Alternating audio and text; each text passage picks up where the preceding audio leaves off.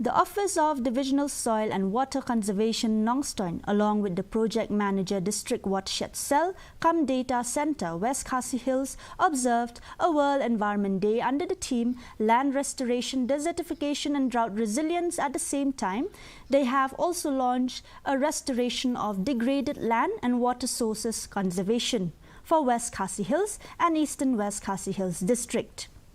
Commissioner and Secretary of Soil and Water Conservation, Shri Joram Beda, was the chief guest in the presence of DC Gideon Kharmauplang, among others. In Tura, Deputy Commissioner of West Garo Hills, Jagdish Chelani, delivered a keynote address at the World Environment Day celebration held at the Northeastern Hill University Tura campus. The event was jointly organized by the Department of Forestry and Department of Horticulture.